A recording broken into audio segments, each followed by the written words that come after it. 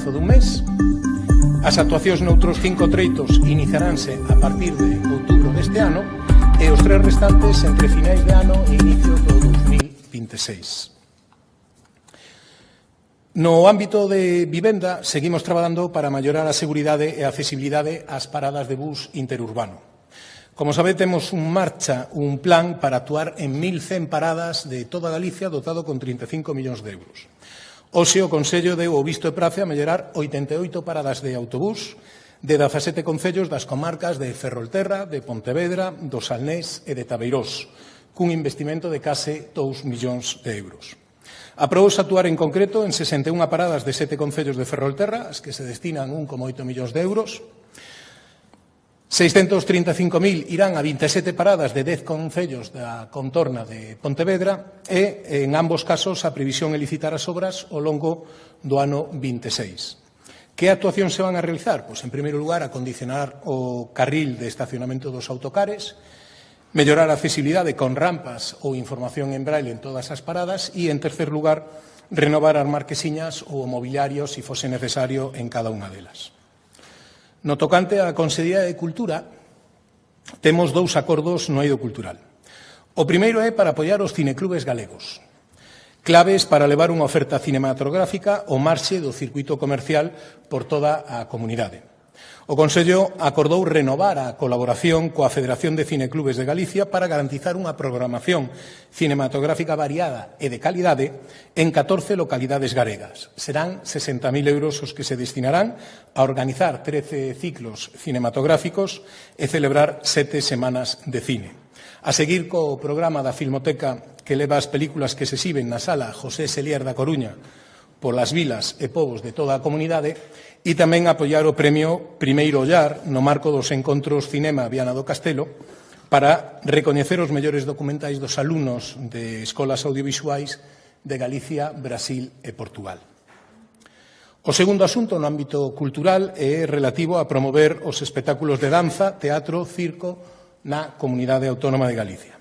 O Consello deu o visto e prace para lanzar unha nova convocatoria de axudas para organizar festivais de artes escénicas en Galicia. Mantense o reforzo do 30%, que o ano pasado aprobamos, ata chegar hasta o 280.000 euros co xeto de apoiar unha dúcia de festivais. As achegas van dirixidas tanto a entidades privadas como públicas, poderán recibir ata 60.000 euros de axuda e entre os requisitos que teñen que cumprir é ter realizado polo menos 2 edicións do festival previamente, programar un mínimo de 6 compañías ou que polo menos o 30% delas desenvolvan principalmente a súa actividade en Galicia. En total, a Xunta de Galicia destina este ano 2 millóns de euros de axudas para as artes escénicas, as que hai que sumar as dirixidas a apoiar a creación escénica con 870.000 euros, a distribución de espectáculos con 300.000 euros, para a contratación de compañías galegas no programa Cultura no Camiño con 250.000 euros e para apoiar o mantenimento de 4 salas privadas especializadas neste eido que suman 215.000 euros. No ámbito da Consellería de Emprego, no eido laboral, reforzamos o noso compromiso por promover a economía social, un modelo empresarial que aposta pola inclusión, a igualdade e a solidariedade.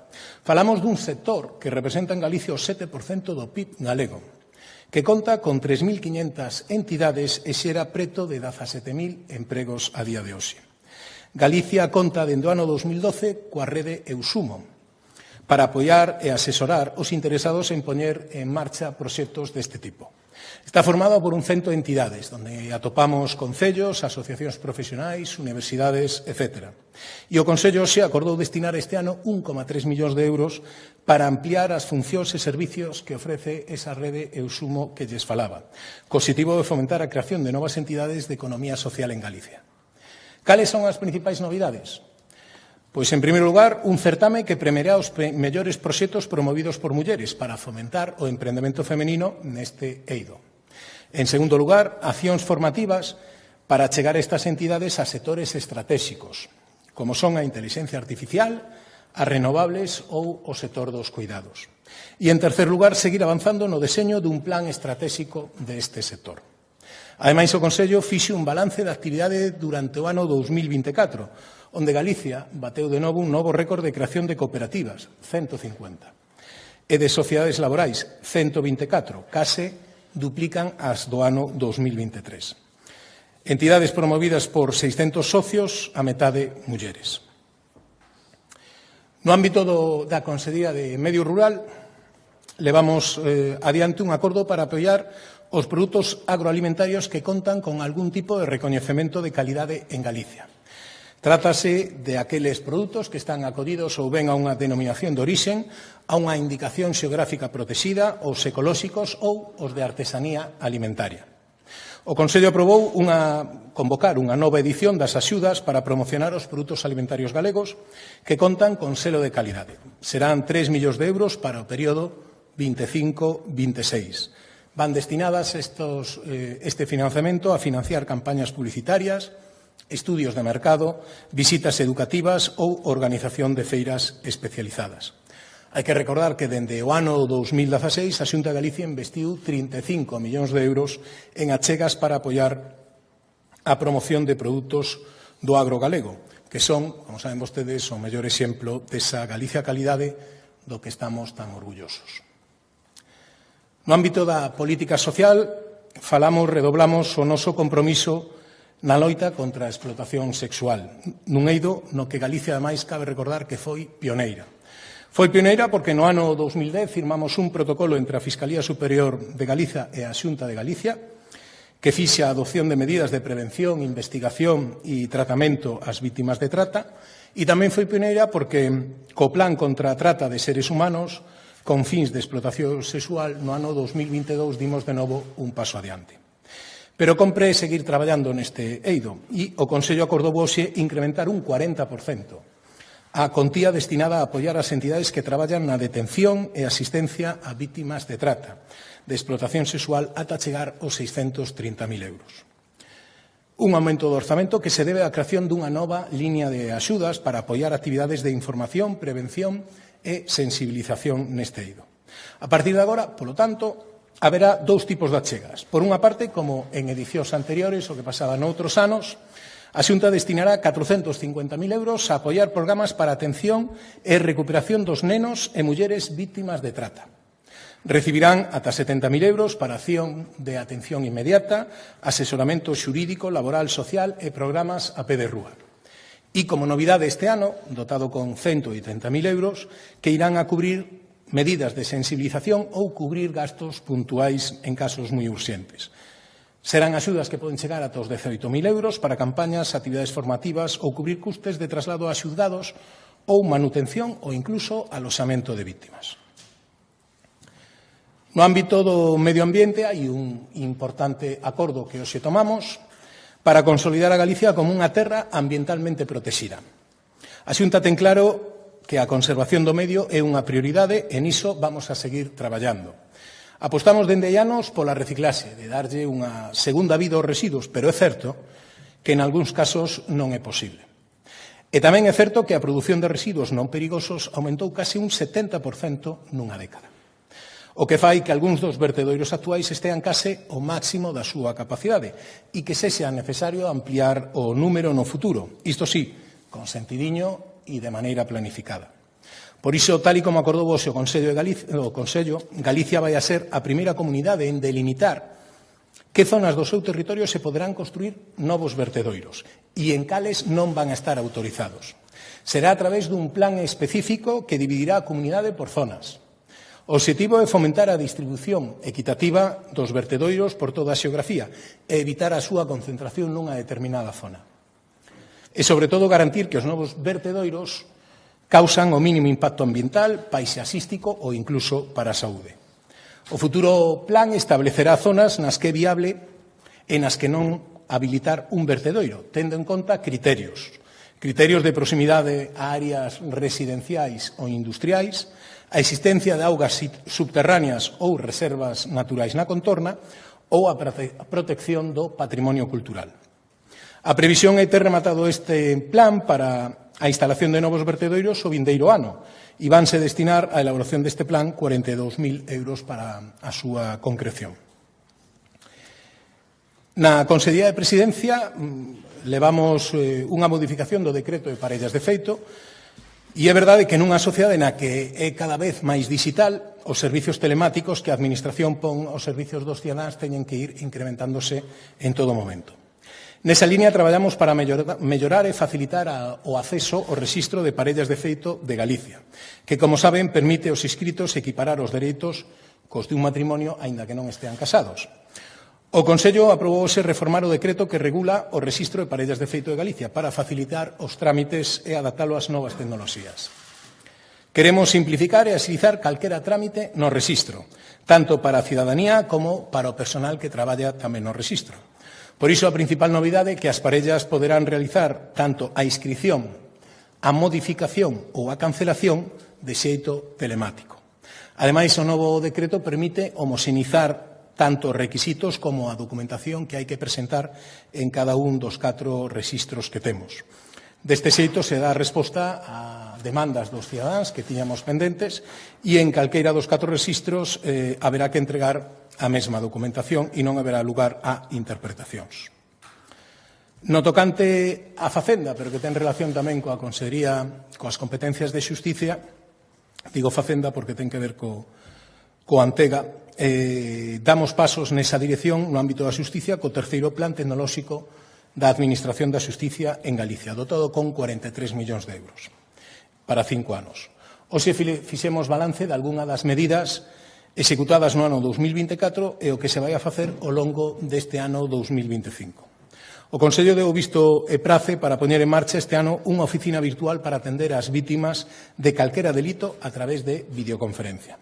Dar apoio ás 7 oficinas físicas que hai actualmente na comunidade, nas 7 cidades, en as que as vítimas reciben asistencia a un equipo de psicólogos e traballadores sociais. O obxectivo é evitar os desprazamentos e que este donde este a vítima poida recibir o asesoramento profesional de forma rápida, gratuita e confidencial.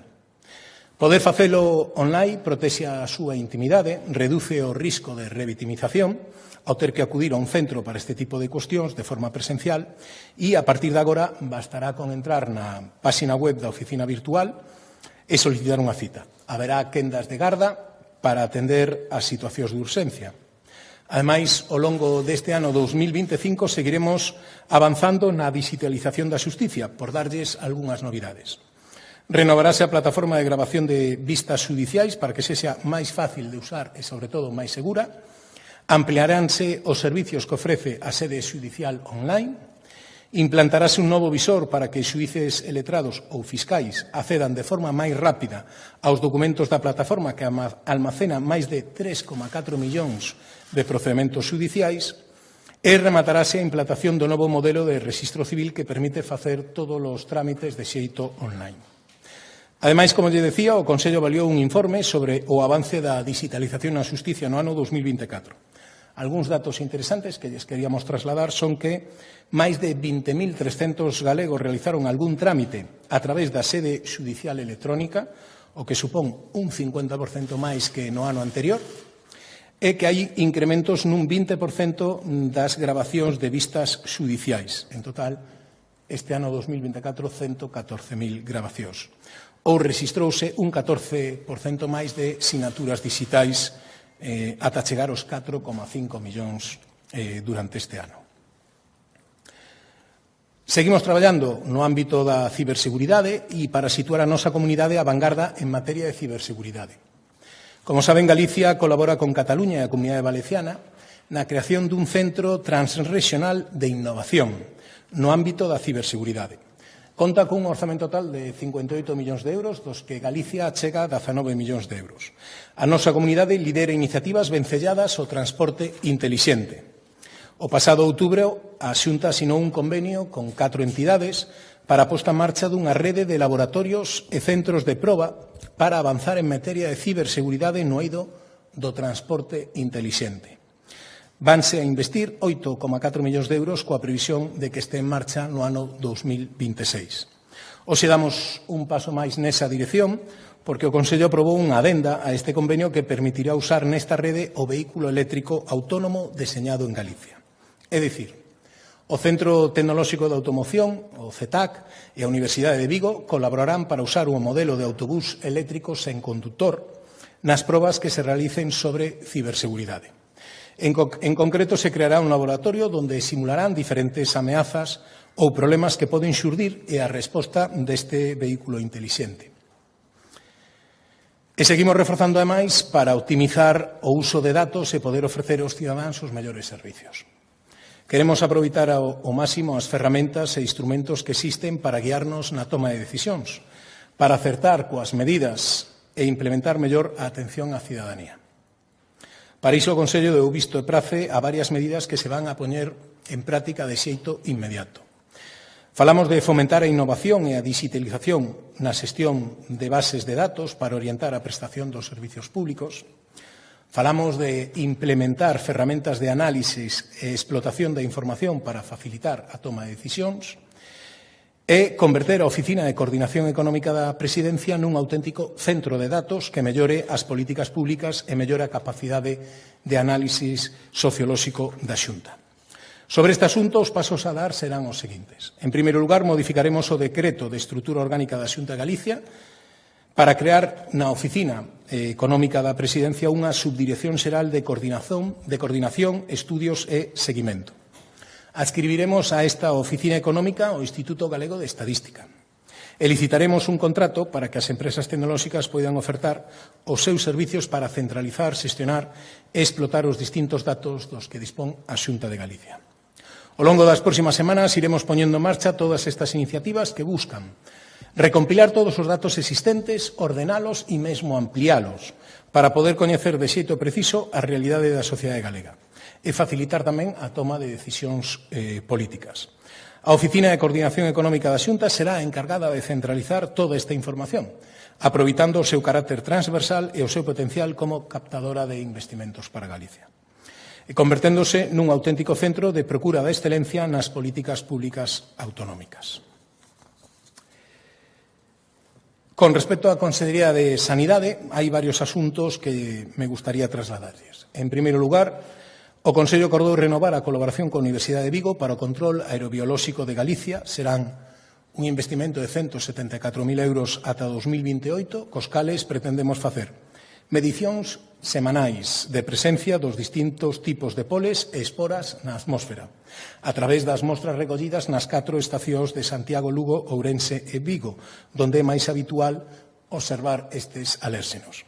Estes datos son derivados, como saben, á Rede Galega de Aerobioloxía para elaborar mapas de risco ou modelos predictivos da tempada de polen. Pola súa parte, Sanidade, ademais, publica a información nunha web específica para coñecemento de toda a cidadanía.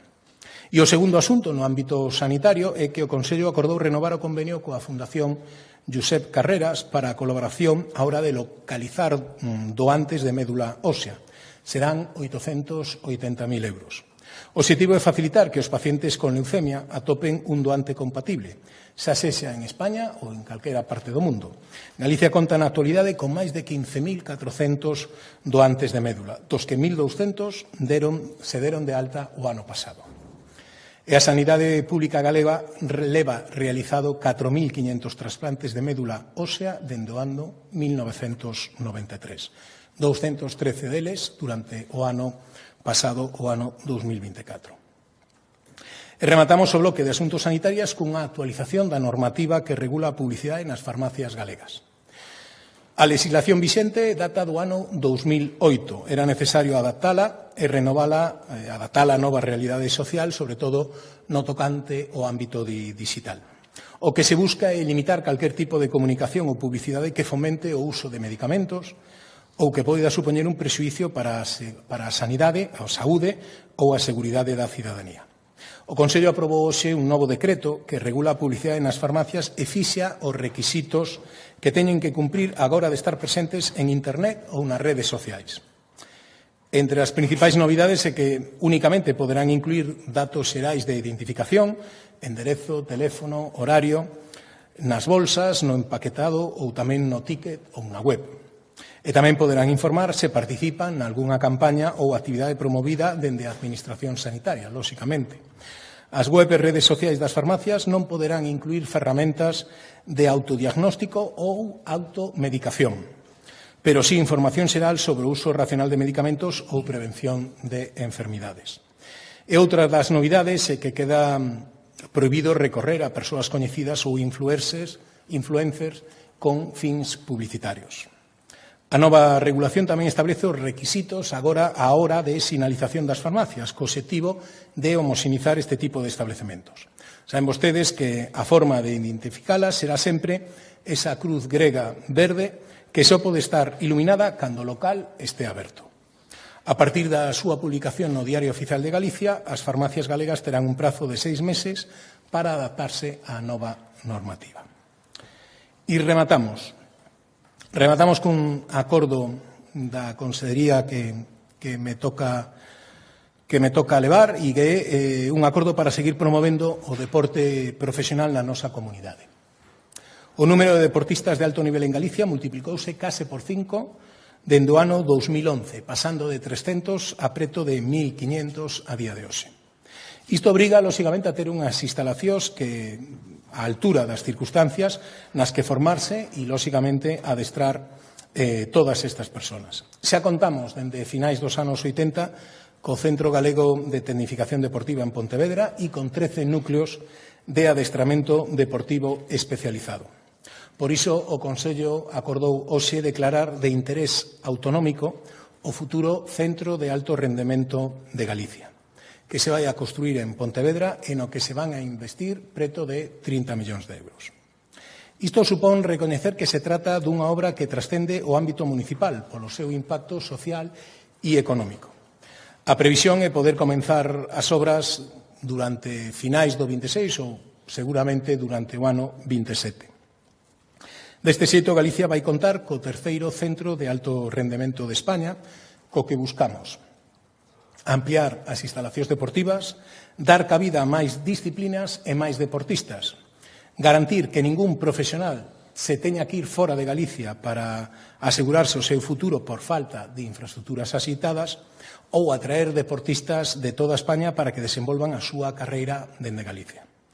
Para iso, o futuro centro será en realidade un complexo de 120.000 metros cuadrados que contará con diferentes áreas. Instalacións para a práctica de bádminton, gimnasia, deportes de combate, escalada ou atletismo. Unha zona exterior con circuitos de BMX, BTT, skate, entre outros, e un centro especializado en tiro olímpico e paralímpico. Aulas de formación ou unha residencia para concentracións ou estancias de deportistas de alto nivel. En definitiva, se trata de consolidar a Galicia como un referente na práctica deportiva nacional e internacional e darlle aos deportistas as mellores ferramentas para desenvolver a súa carreira. Non esquezamos que o deporte é unha das mellores embaixadoras da marca Galicia por toda España e por todo o mundo. E estes son todos os asuntos que lles queríamos trasladar do Consello e se teñen algunha pregunta tentarei respostala.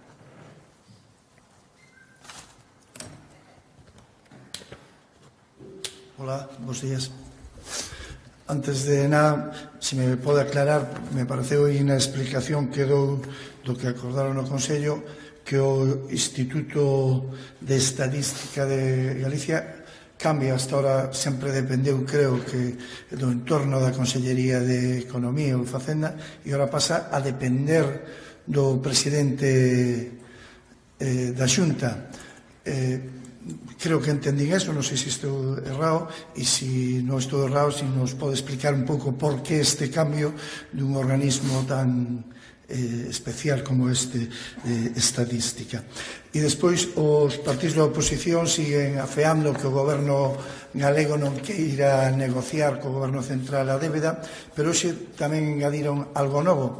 E quería saber se están acertados ou non, ou que vostede ten que decir de que a débeda a Galicia lle costa máis que outras comunidades autónomas. Se nos pode responder tamén esta segunda pregunta. Gracias.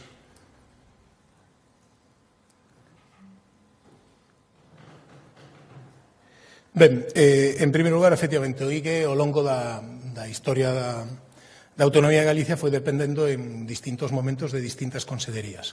Ata este momento, neste momento concreto, sigue dependendo da Consellería de Facenda, pero agora vai a depender da Oficina Económica do Goberno, que, lóxicamente, como sabe vostede, está en presidencia. En definitiva, calquer departamento da Xunta de Galicia depende do presidente, porque, lóxicamente, hai unha estrutura piramidal e o presidente de toda a Xunta, non?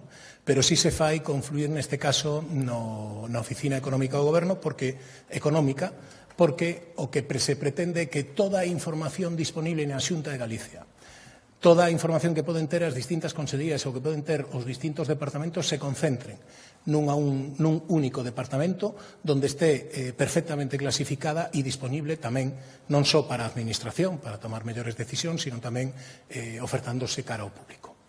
E a segunda das preguntas que me facía é que en Galicia a débeda costa máis. Non sei a que se refiren os partidos da oposición, nós o que seguimos manifestando respecto a isto é exactamente o mismo, non? A condonación da débeda é un negocio ruinoso para Galicia. Supón incrementar a débeda de cada galego, dos recén nacidos ou dos que xa son moi maiores, en 200 euros per cápita, porque esa condonación, mal chamada así, non significa que desapareza. Nin significa tampouco que Galicia vai a ter unha maior capacidade de financiamento.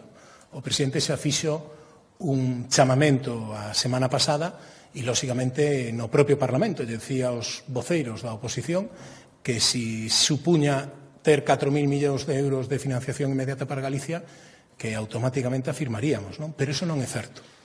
O que se trata é trasladar a titularidade da débeda a outra administración da que tamén formamos parte e, ademais, non supón un maior financiamento para Galicia, salvo o 1% desa débeda, que son os xuros, que estamos falando de 40 millóns de euros. Pero non podemos perder a perspectiva que esta decisión se basa única e exclusivamente nos intereses do goberno do señor Sánchez e que beneficia, lóxicamente, a aquelas comunidades que durante moitos anos non xestionaron ben ou, dende logo, non fixeron o que tiñan que facer, non? Bos días, conselleiro. Sobre a pancarta e a concentración diante da casa da conselleira de Medio Ambiente, quería preguntarlle, en primeiro lugar, se, dado o ton da pancarta, se plantean vostedes aumentar de algún xeito a protección á conselleira ou á familia. En segundo lugar, a propia conselleira e algúns membros do seu partido vinculan a pancarta co entorno do BNG ou co BNG. Se teñen previsto levar algún tipo de iniciativa ao Parlamento ou tomar outra medida para que o BNG se pronuncie sobre a cuestión. Moitas gracias. Moi ben, pois, efectivamente, cando nos levamos denunciado dende hai bastantes semanas unha presión insistente, pública e notoria, porque se ve en todos os lados que estaban a facer algúns grupos políticos, entre eles o BNG, cara aos funcionarios que teñen que informar acerca dos trámites que se están a levar a cabo na Xunta de Galicia.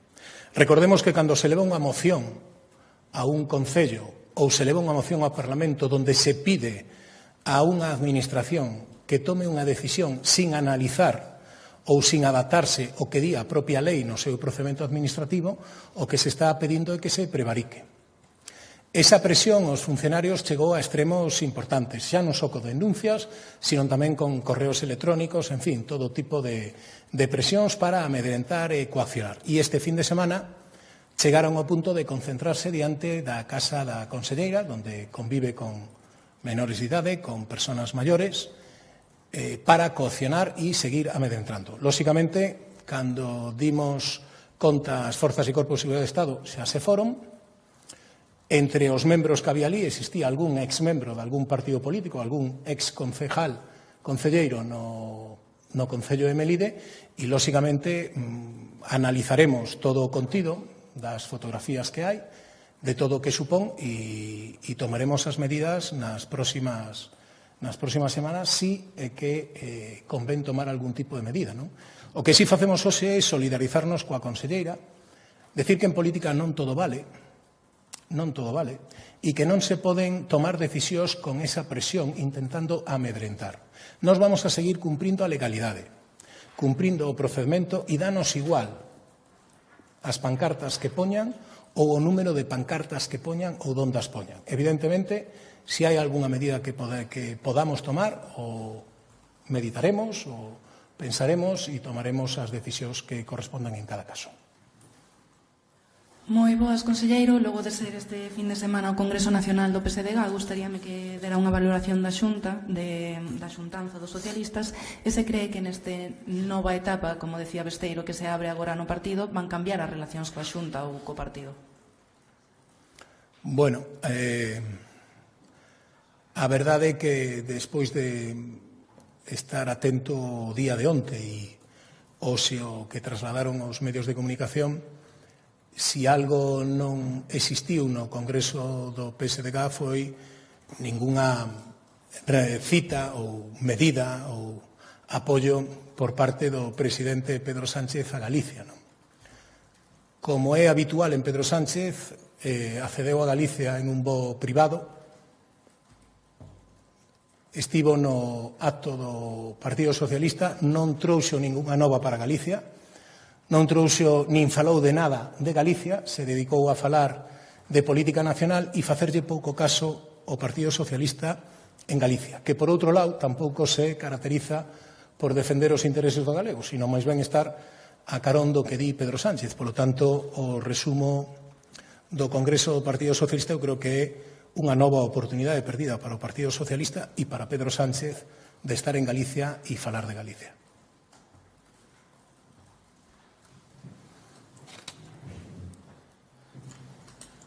Bos días, conselleiro. Dúas cuestións relativas a esa presencia de Pedro Sánchez. Dicía onte que iba a aumentar un 50% o persoal dos xulgados galegos. Non sei como agarda que se traduza ese reforzo aquí en Galicia. E de outra banda tamén, despois do incidente que tivemos co falecemento do avó do árbitro de balonmán, esta fin de semana volvíanse escoitar insultos racistas en varios partidos. Que lle parece? Grazas.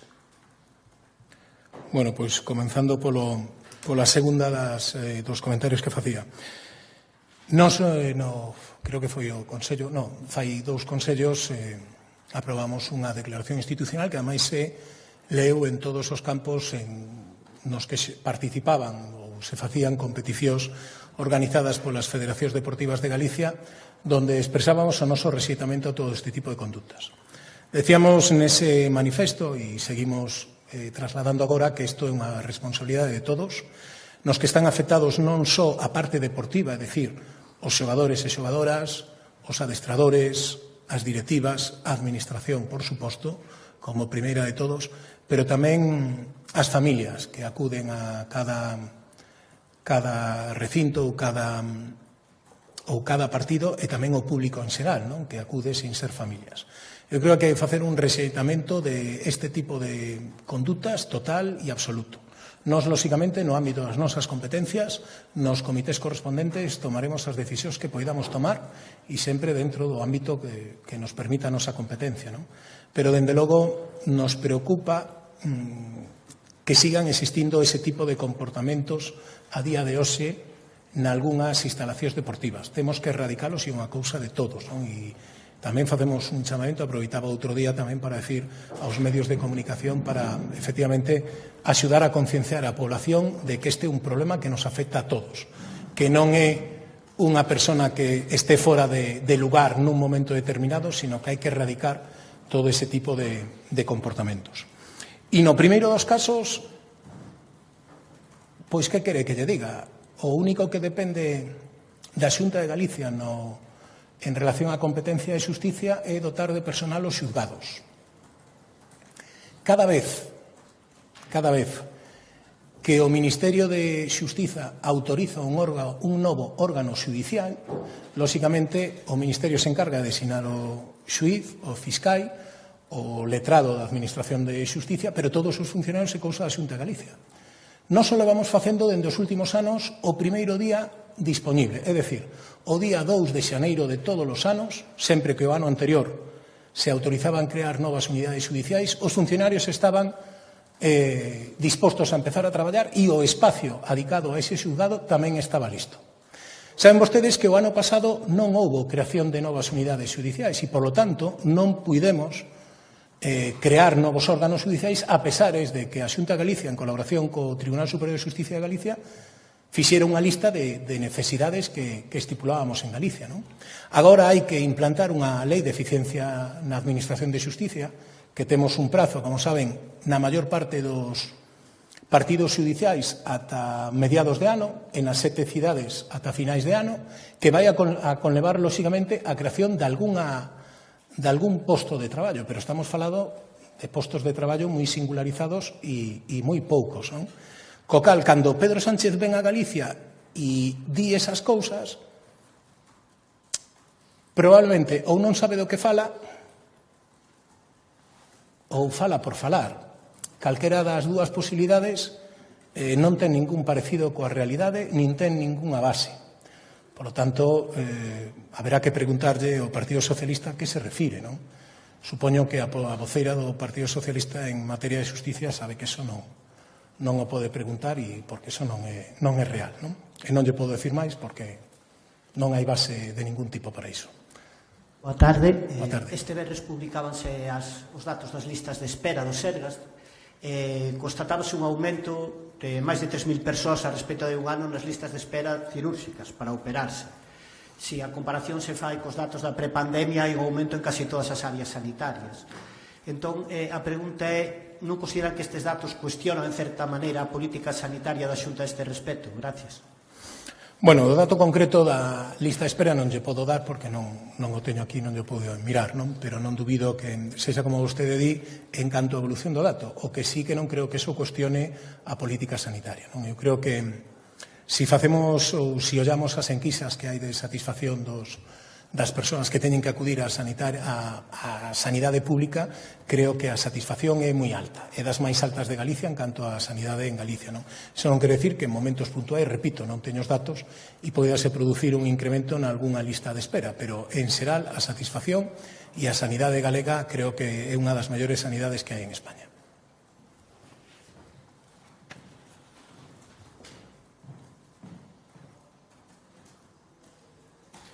Conselleiro, dicía hai algunhas semanas que había unha negociación máis alto nivel para incrementar os efectivos da unidade de policía escrita. Non sei se hai algún avance neste sentido. E, por outra banda, se houve algún contacto por parte do Goberno, en concreto do Ministerio de Montero, para ter xa esa reunión sobre a condonación da débeda que dixo que iba a haber a nivel bilateral con cada comunidade. Gracias. Pois, en primeiro lugar, efectivamente, levamos dende outra legislatura xa pedindo que o Ministerio nos permita firmar un convenio para a dotación ou para ter máis para a dotación e cubrir as prazas que temos vacantes na unidade de policía escrita.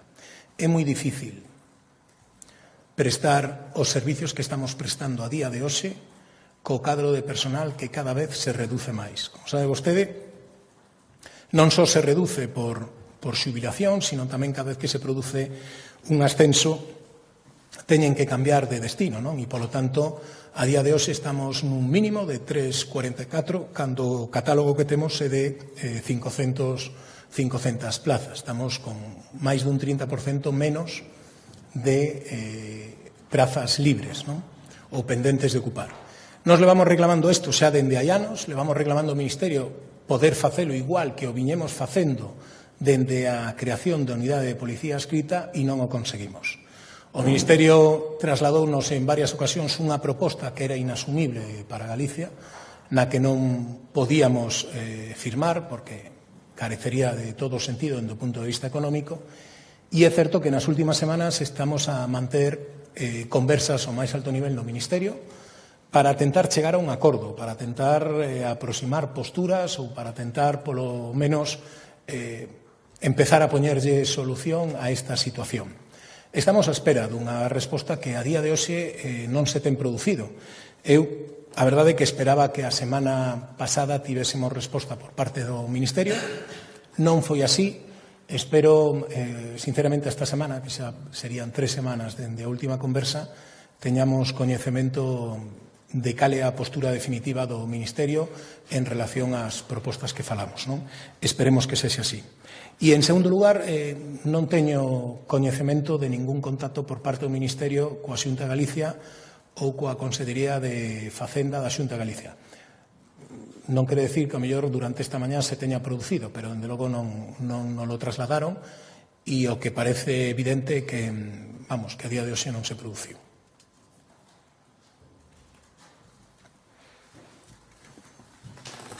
Nada máis, pois, moitas grazas a todos.